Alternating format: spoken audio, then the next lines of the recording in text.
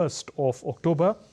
The occasion is the birth anniversary of Sardar Vallabhbhai Patel. This year, the occasion is special as it marks the 150th birth anniversary of Sardar Patel. Infrastructure projects worth over 1,200 crore rupees have been launched. Now, these projects include a wide spectrum of infrastructure projects. There's a tribal university in Rajpipla, e-bus ecosystem that Prime Minister launched earlier in the evening, also museums, gardens and different aspects through which tourism in the region could get a major boost. To talk about the legacy of Sardar Vallabhbhai Patel, joining me now is a special guest. Let me welcome Professor Himanshu Kumar Chaturvedi, Director, Indian Institute of Advanced Studies, Shimla. You're also member, Indian Council of Historical Research. Welcome, Professor Chaturvedi, joining us from Shimla on the eve of National Unity Day. How do you reflect on the unparalleled legacy of Sardar Patel? I mean, it is something that is very difficult to express in terms of words.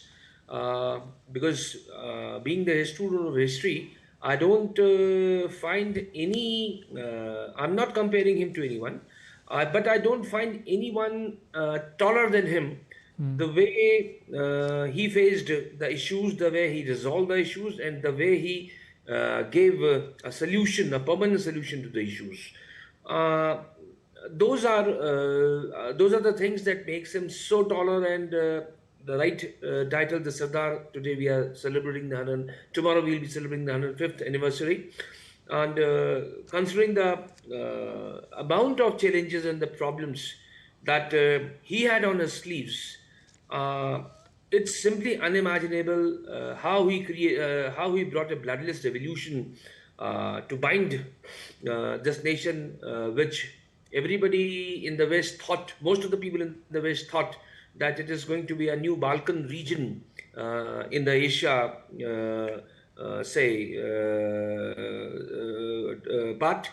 but it was due to Sardar Patel's imagination, it was due to Sardar Patel's steely nerve, and it was of his statesmanship that whatever was left in 1947 wasn't allowed to be Balkanized. The full credit goes to him. And it was only due to his, the policies that I take him as 10 times taller than even Bismarck, who unified Germany, which was a pretty small nation or a country, and with a lot of blood was wasted in the unification of Germany. But what Sardar Patel did is not less than a miracle in history, how I find him. Right. And Professor Chaturvedi, while Sardar Patel is remembered as an architect of modern India, unifying, as you mentioned, over 500 princely states, what would you say about his ability to recognize the very essential unifying forces that brought the idea of India together? So, such a wonderful question. The integration is one thing that most of the people stick to. But integrating them, then unifying them, and sewing them into a democratic federal structure were the two very essential parts that have to be done after the integration of the native states. So whenever I look at Sardar Patel, I look at the three aspects. First is the integration. That is no doubt is a huge legacy for which Sardar Patel is known. But I go deeper when I look deeper and into his contributions. It is simply amazing that integrating the native states is one thing, then unifying the native states into the fabric of the Union of India, and finally providing a structure, what you call the federal structure, loaded with democracy. And the way he said in very gentler words as far as I remember, in 1949 or 48, that our constitution is not an alliance between the aristocracy and the nation state.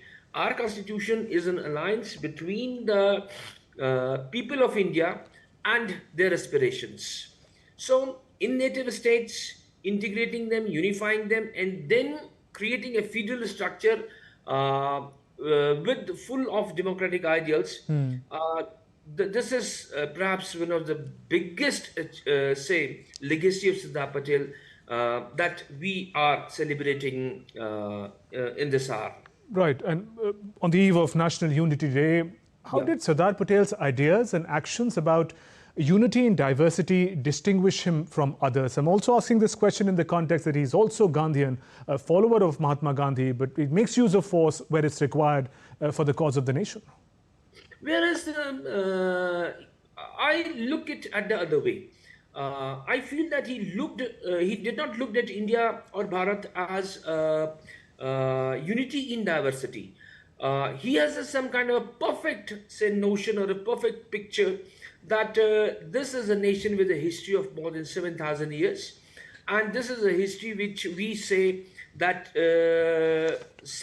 which we can bracket as shared feudalism or the shared culture.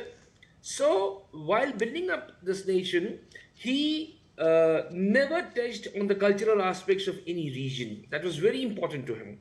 So contextualizing the region, contextualizing the diversity, he saw Bharat not as unity in diversity, but a diversity in unity. That was a kind of a perception that I analyze about him.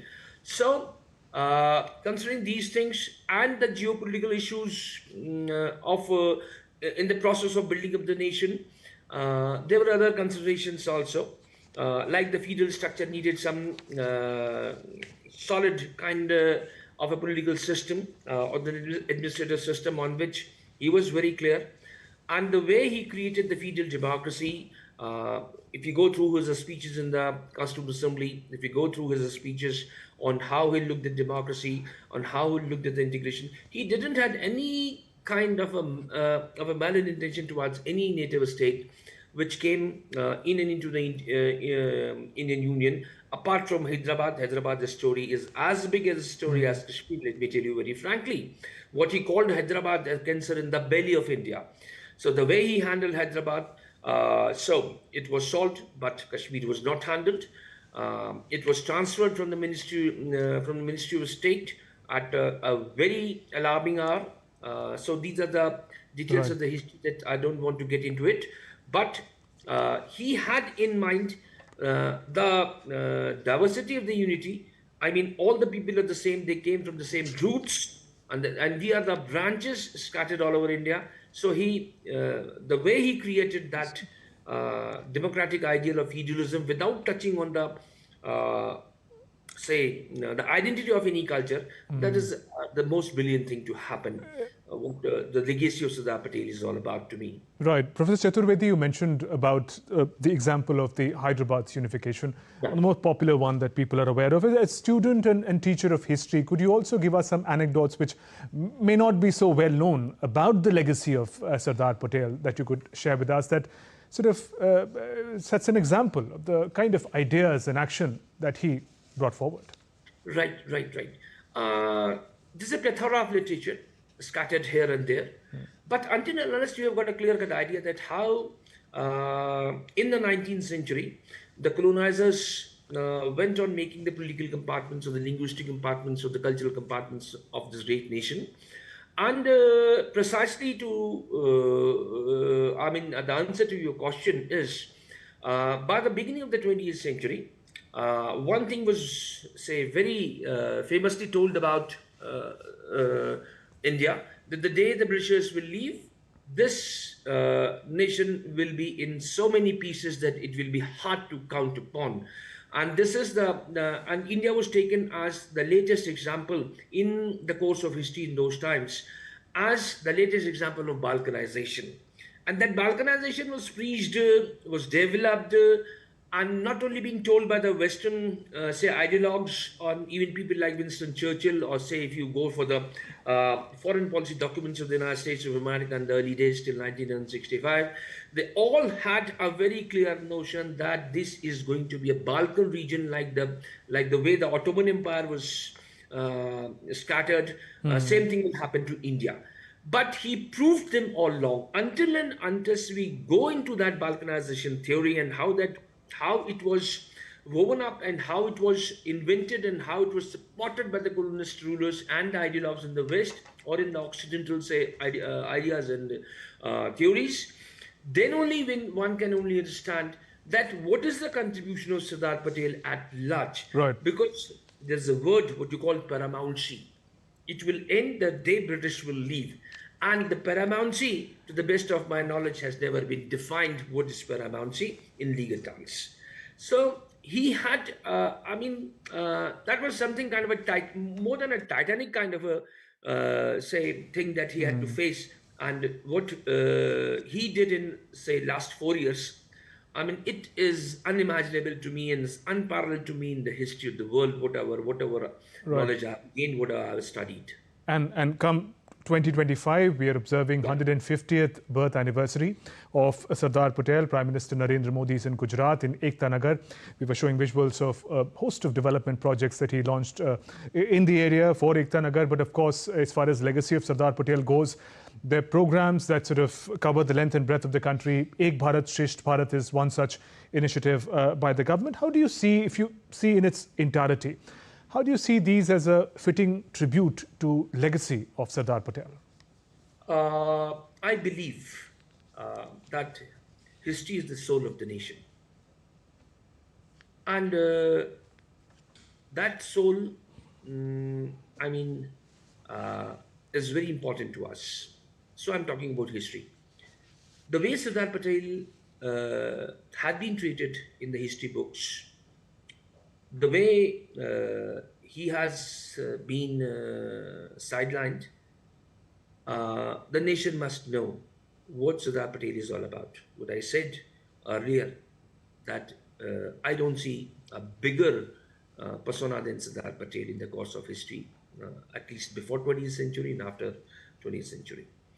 And what the generation of this nation needs to know is who is the Iron Man, who can be termed as a builder of this nation in post-colonial era. I never use the word post-independent. I always use the word post-colonial times, post-1947. And the way the Statue of Unity has been brought up, the way today the Ekta Nagar in Kevadia has seen the celebrations, it was not just due, it was overdue. And as a frank historian, I must say that the coming generation or the present generation at least will now come closer to the legacy of Sardar Patel, that what he has done for this motherland. And from the bottom of my heart, I must say that I'm very thankful to Honorable Prime Minister Shri Narendra Modi ji for embarking on the journey that was overdue for a leader like Sardar Patel. And in the annals of the history and in the pages of the history books, now one can see Sardar Patel closer to his hearts, what he has done for this nation.